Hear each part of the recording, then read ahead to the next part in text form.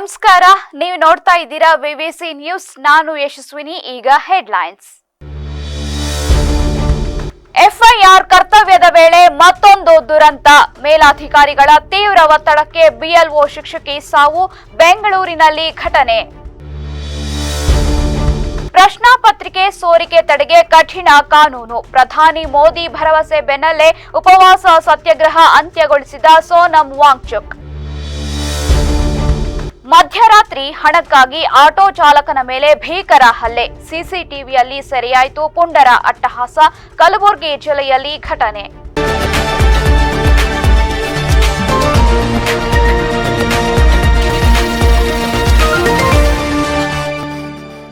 ಸಮಗ್ರ ಮತದಾರರ ಪಟ್ಟಿ ಪರಿಷ್ಕರಣೆ ಪ್ರತಿಕ್ರಿಯೆಯ ಬಿಎಲ್ಒ ಕರ್ತವ್ಯದಲ್ಲಿದ್ದ ಮತ್ತೊಬ್ಬ ಸರ್ಕಾರಿ ನೌಕರರು ಕರ್ತವ್ಯದ ಒತ್ತಡಕ್ಕೆ ಬಲಿಯಾಗಿರುವ ದಾರುಣ ಘಟನೆ ಬೆಂಗಳೂರಿನಲ್ಲಿ ನಡೆದಿದೆ. ಮೇಲಾಧಿಕಾರಿಗಳ ಅತಿಯಾದ ಕೆಲಸದ ಒತ್ತಡವೇ ಈ ಸಾವಿಗೆ ಕಾರಣ ಎಂದು ಕುಟುಂಬಸ್ಥರು ಗಂಭೀರವಾಗಿ ಆರೋಪಿಸಿದ್ದಾರೆ. ಕುರುಬರಹಳ್ಳಿ ಸರ್ಕಾರಿ ಶಾಲೆಯ ಶಿಕ್ಷಕಿ ಶಮಂತಾ ಕುಮಾರಿ ಮೃತಪಟ್ಟ ದುರ್ದೈವಿಯಾಗಿದ್ದಾರೆ. ಇತ್ತೀಚೆಗಷ್ಟೇ ಇವರನ್ನ ಎಸ್ಐಆರ್ ಪ್ರಕ್ರಿಯೆಯ ಬಿಎಲ್ಒ ಡ್ಯೂಟಿಗೆ ನಿಯೋಜಿಸಲಾಗಿತ್ತು. ಈ ಹಿಂದೆಯೂ ಕೂಡ ಇದೇ ಎಸ್ಐಆರ್ ಪರಿಷ್ಕರಣಾ ಕರ್ತವ್ಯದಲ್ಲಿದ್ದ ಗ್ರಾಮ ಲೆಕ್ಕಾಧಿಕಾರಿ ಭುವನ ರಸ್ತೆ ಅಪಘಾತದಲ್ಲಿ ಮೃತಪಟ್ಟಿದ್ದ ದುರಂತ ಮಾಸುವ ಮುನ್ನವೇ ಮತ್ತೊಂದು ಜೀವಹಾನಿ ಸಂಭವಿಸಿರುವುದು ಶಿಕ್ಷಕ ಹಾಗೂ ನೌಕರ ವಲಯದಲ್ಲಿ ತೀವ್ರ ಆಕ್ರೋಶಕ್ಕೆ ಕಾರಣವಾಗಿದೆ. ಎಸ್ಐಆರ್ ಪ್ರಕ್ರಿಯೆಯನ್ನ ಆದಷ್ಟು ಬೇಗ ಮುಗಿಸುವಂತೆ ಮೇಲಾಧಿಕಾರಿಗಳು ನಿರಂತರವಾಗಿ ತೀವ್ರ ಒತ್ತಡ ಹೇರ್ತಿದ್ರು ಎಂದು ಮೃತ ಶಿಕ್ಷಕಿ ಶಮಂತಾ ಕುಮಾರಿ ಅವರ ಕುಟುಂಬ ಕಣ್ಣೀರಿಟ್ಟಿದೆ. ನನಗೆ ಈ ಚುನಾವಣಾ ಕೆಲಸದಿಂದ ವಿಪರೀತ ಮಾನಸಿಕ ಒತ್ತಡವಾಗ್ತಿದೆ. ಈ ಡ್ಯೂಟಿಯಿಂದ ನನ್ನನ್ನ ಬಿಡುಗಡೆ ಮಾಡಲು ಸಾಧ್ಯವೇ ಎಂದು ಶಿಕ್ಷಕಿ ಶಮಂತಾ ಕುಮಾರಿ ತಮ್ಮ ಕುಟುಂಬದವರ ಬಳಿ ಅಳಲು ತೋಡಿಕೊಂಡಿದ್ರು ಎನ್ನಲಾಗಿದೆ.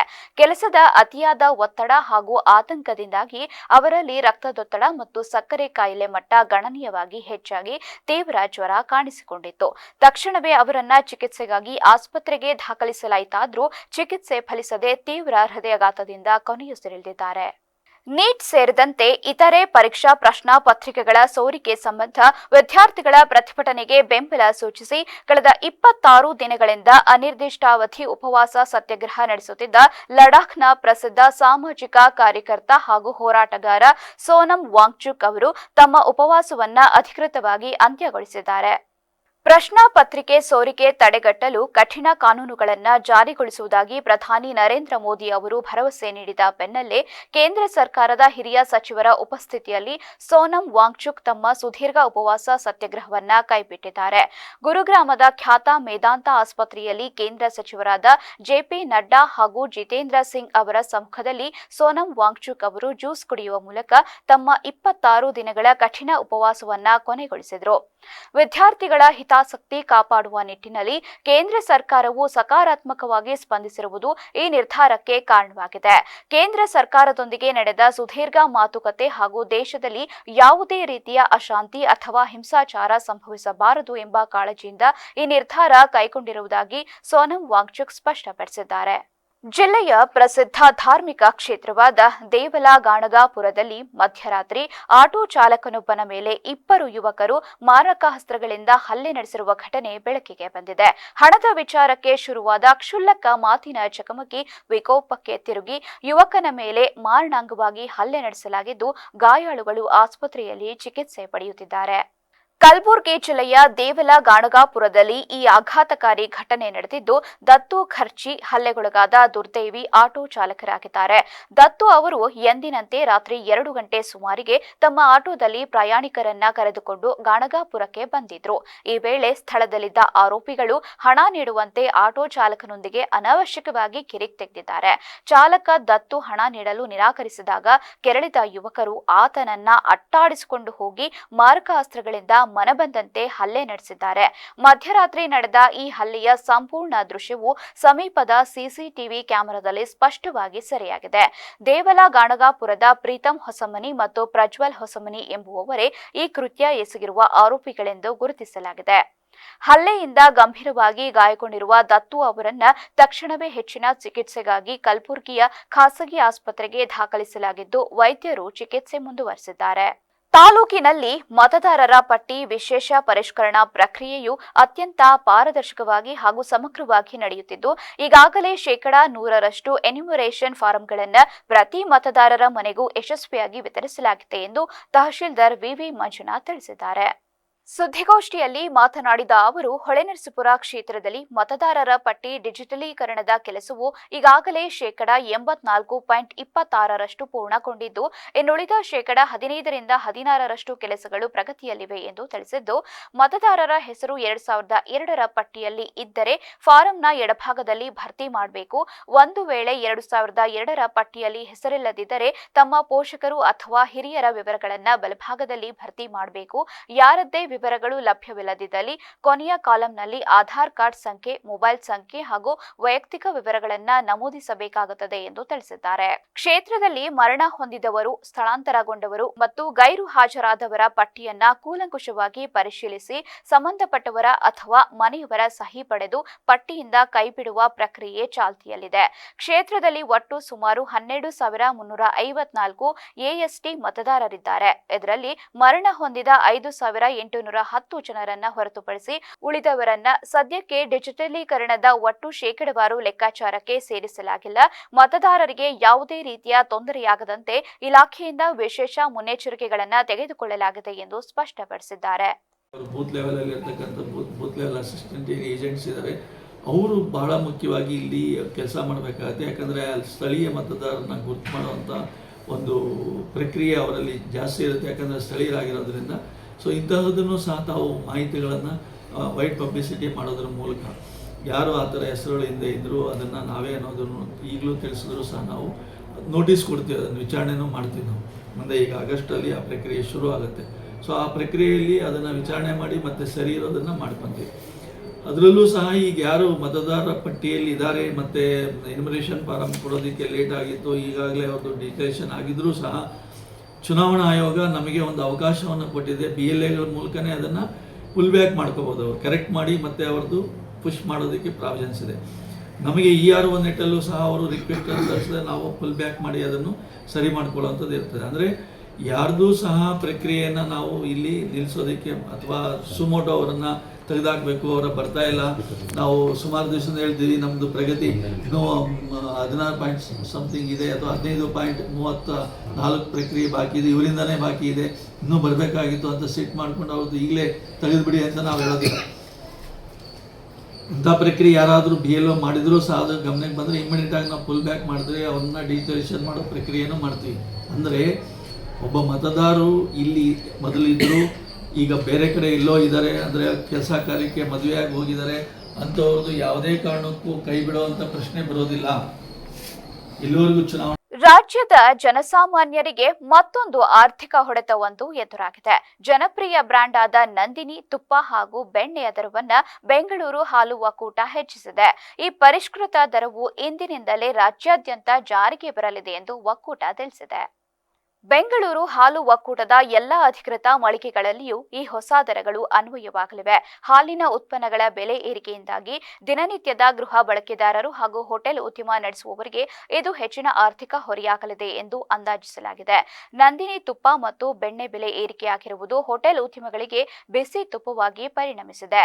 ಹೋಟೆಲ್ಗಳಲ್ಲಿ ವಿವಿಧ ತಿಂಡಿ ತಿನಿಸುಗಳು ಹಾಗೂ ಖಾದ್ಯಗಳ ತಯಾರಿಕೆಗೆ ತುಪ್ಪ ಮತ್ತು ಬೆಣ್ಣೆಯನ್ನ ಹೆಚ್ಚಿನ ಪ್ರಮಾಣದಲ್ಲಿ ಬಳಸಲಾಗುತ್ತದೆ. ಹಾಲಿನ ಉತ್ಪನ್ನಗಳ ದರ ಹೆಚ್ಚಳದ ಕುರಿತು ಪ್ರತಿಕ್ರಿಯೆ ನೀಡಿರುವ ಹೋಟೆಲ್ ಸಂಘದ ಪ್ರಮುಖರು, ನಂದಿನಿ ತುಪ್ಪ ಹಾಗೂ ಬೆಣ್ಣೆ ದರ ಹೆಚ್ಚಳವಾಗಿರುವುದು ನಿಜ, ಆದರೆ ಈ ಹೊರೆಯಿಂದ ಗ್ರಾಹಕರ ಮೇಲೆ ಯಾವುದೇ ಪರಿಣಾಮ ಬೀರಲು ಬಿಡುವುದಿಲ್ಲ. ಹೋಟೆಲ್ಗಳಲ್ಲಿ ತಿಂಡಿ ತಿನಿಸುಗಳ ಬೆಲೆಯನ್ನ ಹೆಚ್ಚಿಸಿ ಗ್ರಾಹಕರ ಮೇಲೆ ದರ ಏರಿಕೆಯ ಬಿಸಿ ತಟ್ಟದಂತೆ ಹೋಟೆಲ್ ಮಾಲೀಕರೇ ಭರಿಸಿಕೊಳ್ಳಲಿದ್ದಾರೆ ಎಂದಿದ್ದು, ಹೋಟೆಲ್ ಸಂಘದ ಈ ಸ್ಪಷ್ಟನೆಯಿಂದಾಗಿ ಸದ್ಯಕ್ಕೆ ಹೋಟೆಲ್ ತಿಂಡಿ ಹಾಗೂ ಕಾಫಿ ಟೀ ಪ್ರಿಯರಿಗೆ ತುಸು ನಿರಾಳವಾದಂತಾಗಿದೆ. ಹೋಟೆಲ್ಗಳಲ್ಲಿ ಹೆಚ್ಚಿನ ತಿಂಡಿ ತಿನಿಸುಗಳನ್ನು ಬೆಣ್ಣೆ ಮತ್ತು ತುಪ್ಪವನ್ನು ಉಪಯೋಗಿಸುತ್ತಿದ್ದಾರೆ. ನಾಳೆಯಿಂದ ಇದಕ್ಕೆ ಸಣ್ಣ ಪ್ರಮಾಣದ ಏರಿಕೆಯಾಗಿದ್ದರೂ ಈ ಹೊರೆಯನ್ನು ಮಾಲೀಕರೇ ವಹಿಸಿಕೊಂಡು ಯಾವುದೇ ರೀತಿಯಲ್ಲಿ ತಿಂಡಿ ತಿನಿಸುಗಳ ಮೇಲೆ ಇದರ ಪರಿಣಾಮ ಬೀರುವುದಿಲ್ಲ. ನಗರದ ಪರಪ್ಪನ ಅಗ್ರಹಾರ ಹಾಗೂ ಬೇಗೂರು ಪೊಲೀಸ್ ಠಾಣಾ ವ್ಯಾಪ್ತಿಯಲ್ಲಿ ರೌಡಿಸಂ ಮಾದರಿಯ ಕೃತ್ಯವೊಂದು ನಡೆದಿದ್ದು, ರಸ್ತೆಯಲ್ಲಿ ವಾಟರ್ ಟ್ಯಾಂಕರ್ ಹೋದ ವಿಚಾರಕ್ಕೆ ಸಂಬಂಧಿಸಿದಂತೆ ಪುಂಡರ ತಂಡವೊಂದು ಟ್ಯಾಂಕರ್ ಡ್ರೈವರ್ ಮೇಲೆ ಮಾರಣಾಂತಿಕವಾಗಿ ಹಲ್ಲೆ ನಡೆಸಿರುವ ಘಟನೆ ವರದಿಯಾಗಿದೆ. ಪರಪ್ಪನ ಅಗ್ರಹಾರ ಸಮೀಪದ ಪ್ರದೇಶವೊಂದಕ್ಕೆ ವಾಟರ್ ಟ್ಯಾಂಕರ್ ನೀರನ್ನ ಡಂಪ್ ಮಾಡಲು ತೆರಳಿತ್ತು. ಈ ವೇಳೆ ಸ್ಥಳೀಯ ಮನೆಯೊಂದರ ರಸ್ತೆಯ ಮೇಲೆ ಅಳವಡಿಸಿದ್ದ ಮರದ ಹಲಗೆಯ ಮೇಲೆ ವಾಟರ್ ಟ್ಯಾಂಕರ್ ಚಕ್ರ ಹರಿದಿದೆ ಎಂಬ ಕ್ಷುಲ್ಲಕ ಕಾರಣಕ್ಕೆ ಸ್ಥಳದಲ್ಲಿದ್ದ ಕೆಲವರೊಂದಿಗೆ ವಾಗ್ವಾದ ಹಾಗೂ ಗಲಾಟೆ ಆರಂಭವಾಗಿದೆ. ಮಾತುಕತೆ ವಿಕೋಪಕ್ಕೆ ತಿರುಗುತ್ತಿದ್ದಂತೆ ಸ್ಥಳದಲ್ಲಿದ್ದ ಪುಂಡರ ಗುಂಪು ವಾಟರ್ ಟ್ಯಾಂಕರ್ ಅನ್ನ ಅಡ್ಡಗಟ್ಟಲು ಯತ್ನಿಸಿದೆ. ಇದನ್ನ ಕಂಡು ಭಯಗೊಂಡ ಡ್ರೈವರ್ ವಾಟರ್ ಟ್ಯಾಂಕರ್ ಅನ್ನ ಅಲ್ಲಿಂದ ಮುಂದಕ್ಕೆ ಚಲಾಯಿಸಿಕೊಂಡು ಟ್ಯಾಂಕರ್ ಸ್ಥಳದಿಂದ ಹೊರಡುತ್ತಿದ್ದಂತೆ ಕೆರಳಿದ 3-4 ಬೈಕ್ಗಳಲ್ಲಿದ್ದ ದುಷ್ಕರ್ಮಿಗಳ ತಂಡ ವಾಟರ್ ಟ್ಯಾಂಕರ್ ಅನ್ನ ಸುಮಾರು 4 ಕಿಲೋಮೀಟರ್ಗಳಷ್ಟು ದೂರ ಬೇಗೂರಿನವರೆಗೆ ಸಿನಿಮೆಯ ರೀತಿಯಲ್ಲಿ ಚೇಸ್ ಮಾಡಿದೆ. ಬಳಿಕ ಬೇಗೂರು ಬಳಿ ಟ್ಯಾಂಕರ್ ತಡೆದು ನಿಲ್ಲಿಸಿದ ಪುಂಡರು ಏಕಾಏಕಿ ಕಲ್ಲಿನಿಂದ ವಾಟರ್ ಟ್ಯಾಂಕರ್ನ ಮುಂಭಾಗದ ಗ್ಲಾಸ್ ಅನ್ನ ಜಖಂಗೊಳಿಸಿದ್ದಾರೆ. ಅಷ್ಟೇ ಅಲ್ಲದೆ ಟ್ಯಾಂಕರ್ ಒಳಗೆ ಇದ್ದ ಡ್ರೈವರ್ ಅಸ್ಲಿನ್ ಅವರ ಮೇಲೆ ಮನಬಂದಂತೆ ಹಲ್ಲೆ ನಡೆಸಿದ್ದು, ಕಲ್ಲಿನಿಂದ ತಲೆಗೆ ಹೊಡೆದು ಬುರುಡೆ ಓಪನ್ ಮಾಡಿದ್ದಾರೆ. ರಕ್ತಸಿಕ್ತರಾಗಿ ಬಿದ್ದ ಡ್ರೈವರ್ ಅನ್ನ ತಕ್ಷಣವೇ ಸ್ಥಳೀಯರು ರಕ್ಷಿಸಿ ಹೆಚ್ಚಿನ ಚಿಕಿತ್ಸೆಗಾಗಿ ಸಮೀಪದ ಖಾಸಗಿ ಆಸ್ಪತ್ರೆಗೆ ದಾಖಲಿಸಲಾಗಿದೆ. ಈ ಸಂಬಂಧ ಸ್ಥಳೀಯ ಪೊಲೀಸ್ ಠಾಣೆಯಲ್ಲಿ ಪ್ರಕರಣ ದಾಖಲಾಗಿದ್ದು, ಪೊಲೀಸರು ಮೊಬೈಲ್ ದೃಶ್ಯಾವಳಿಗಳ ಆಧಾರದ ಮೇಲೆ ತಲೆಮರೆಸಿಕೊಂಡಿರುವ ಪುಂಡರಿಗಾಗಿ ಶೋಧ ಕಾರ್ಯ ಮುಂದುವರೆಸಿದ್ದಾರೆ.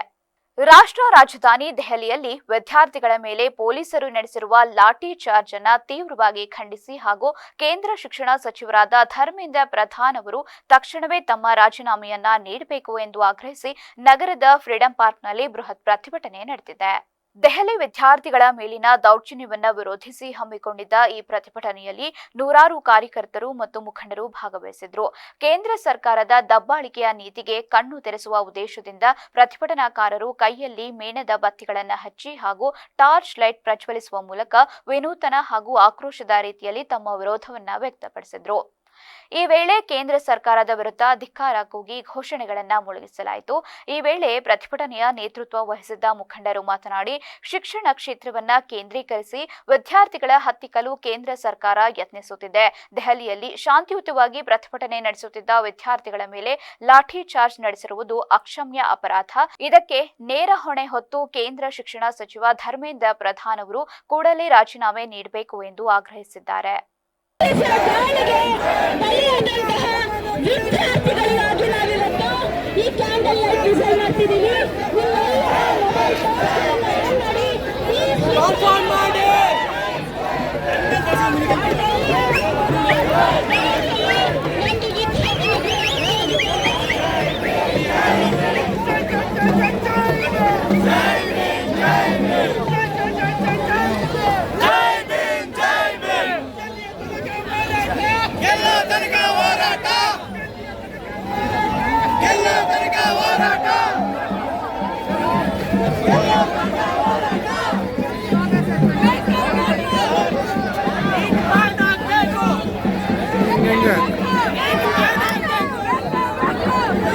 ಪವಿತ್ರ ಆಷಾಢ ಮಾಸದ 2ನೇ ಶುಕ್ರವಾರದ ಅಂಗವಾಗಿ ನಾಡ ಅಧಿದೇವತೆ ತಾಯಿ ಚಾಮುಂಡೇಶ್ವರಿ ಸನ್ನಿಧಿಯಲ್ಲಿ ವಿಶೇಷ ಪೂಜಾ ಕೈಂಕರ್ಯಗಳು ಅತ್ಯಂತ ವಿಜೃಂಭಣೆಯಿಂದ ನೆರವೇರುತ್ತಿವೆ. ಮೈಸೂರಿನ ಪ್ರಸಿದ್ಧ ಚಾಮುಂಡಿ ಬೆಟ್ಟವು ಭಕ್ತ ಸಾಗರದಿಂದ ತುಂಬಿದ್ದು, ತಾಯಿಯ ದರ್ಶನ ಪಡೆಯಲು ರಾಜ್ಯದ ಮೂಲೆ ಮೂಲೆಗಳಿಂದ ಜನಸ್ತೋಮವೇ ಹರಿದು ಬಂದಿದೆ. ಆಷಾಢ ಮಾಸದಲ್ಲಿ ಶಕ್ತಿ ದೇವತೆಗಳಿಗೆ ವಿಶೇಷ ಪೂಜೆ ಹಾಗೂ ಅಲಂಕಾರಗಳನ್ನು ಮಾಡುವುದು ಹಿಂದಿನಿಂದಲೂ ನಡೆದುಕೊಂಡು ಬಂದಿರುವ ವಾಡಿಕೆ. ಇದರ ಅನ್ವಯ 2ನೇ ಆಷಾಢ ಶುಕ್ರವಾರದಂದು ವಿಶೇಷ ದಿನದಂದು ಚಾಮುಂಡೇಶ್ವರಿ ದೇವಸ್ಥಾನವನ್ನ ವಿವಿಧ ಬಗೆಯ ನೈಸರ್ಗಿಕ ಹೂಗಳು ಹಾಗೂ ಹಣ್ಣುಗಳಿಂದ ಅತ್ಯಂತ ಮನಮೋಹಕವಾಗಿ ಸಿಂಗರಿಸಲಾಗಿದೆ. ವಿಶೇಷವಾಗಿ ತೋತಾಪುರಿ ಮಾವು, ಡ್ರ್ಯಾಗನ್ ಫ್ರೂಟ್ಗಳು ಸೇರಿದಂತೆ ನಾನಾ ತಳಿಯ ಹಣ್ಣುಗಳು ಹಾಗೂ ವೈವಿಧ್ಯಮಯ ಹೂಗಳ ಅಲಂಕಾರವು ದೇವಾಲಯದ ಅಂದವನ್ನ ಮತ್ತಷ್ಟು ಹೆಚ್ಚಿಸಿದೆ. 2ನೇ ಆಷಾಢ ಶುಕ್ರವಾರದ ಈ ಮಂಗಳಕರ ದಿನದಂದು ತಾಯಿ ಚಾಮುಂಡೇಶ್ವರಿಯ ಉತ್ಸವ ಮೂರ್ತಿಯನ್ನ ಮಹಾಲಕ್ಷ್ಮಿ ಅಲಂಕಾರದಲ್ಲಿ ಕಂಗೊಳಿಸುವಂತೆ ಸಜ್ಜುಗೊಳಿಸಲಾಗಿತ್ತು. ಸುಂದರವಾದ ಗುಲಾಬಿ ಬಣ್ಣದ ರೇಷ್ಮೆ ಸೀರೆಯುಟ್ಟು ಮೈತುಂಬ ಸಕಲ ಚಿನ್ನಾಭರಣಗಳನ್ನು ಧರಿಸಿ ದಿವ್ಯ ರೂಪದಲ್ಲಿ ದರ್ಶನ ನೀಡಿದ ತಾಯಿಯ ಆಕಾರವನ್ನ ಕಣ್ತುಂಬಿಕೊಳ್ಳುವುದೇ ಭಕ್ತರಿಗೆ ಕಣ್ಣಿಗೊಂದು ಹಬ್ಬವಾಗಿತ್ತು. ಬೆಳಗಿನ ಜಾವದಿಂದಲೇ ಚಾಮುಂಡಿ ಬೆಟ್ಟಕ್ಕೆ ಆಗಮಿಸುತ್ತಿರುವ ಸಾವಿರಾರು ಭಕ್ತರು ಯಾವುದೇ ಅಡಚಣೆಯಾಗದಂತೆ ಸರತಿ ಸಾಲಿನಲ್ಲಿ ಶಿಸ್ತಿನಿಂದ ನಿಂತು ತಾಯಿ ಚಾಮುಂಡೇಶ್ವರಿಯ ದರ್ಶನ ಪಡೆದಿದ್ದಾರೆ. ಈಗ ಮತ್ತೊಮ್ಮೆ ಹೆಡ್ಲೈನ್ಸ್. ವೇಳೆ ಮತ್ತೊಂದು ದುರಂತ. ಮೇಲಾಧಿಕಾರಿಗಳ ತೀವ್ರ ಒತ್ತಡಕ್ಕೆ ಬಿಎಲ್ಒ ಶಿಕ್ಷಕಿ ಸಾವು. ಬೆಂಗಳೂರಿನಲ್ಲಿ ಘಟನೆ. ಪ್ರಶ್ನಾ ಪತ್ರಿಕೆ ಸೋರಿಕೆ ತಡೆಗೆ ಕಠಿಣ ಕಾನೂನು. ಪ್ರಧಾನಿ ಮೋದಿ ಭರವಸೆ ಬೆನ್ನಲ್ಲೇ ಉಪವಾಸ ಸತ್ಯಾಗ್ರಹ ಅಂತ್ಯಗೊಳಿಸಿದ ಸೋನಂ ವಾಂಗ್ಚುಕ್. ಮಧ್ಯರಾತ್ರಿ ಹಣಕ್ಕಾಗಿ ಆಟೋ ಚಾಲಕನ ಮೇಲೆ ಭೀಕರ ಹಲ್ಲೆ. ಸಿಸಿಟಿವಿಯಲ್ಲಿ ಸೆರೆಯಾಯಿತು ಪುಂಡರ ಅಟ್ಟಹಾಸ. ಕಲಬುರಗಿ ಜಿಲ್ಲೆಯಲ್ಲಿ ಘಟನೆ. ಇದಾಗಿತ್ತು ಇವತ್ತಿನ ಸುದ್ದಿ. ನಿರಂತರ ಸುದ್ದಿಗಾಗಿ ನೋಡ್ತಾ ಇರಿ ವಿವಿಸಿ ನ್ಯೂಸ್, ಸತ್ಯದ ಕಡೆ ನಮ್ಮ ನಡೆ.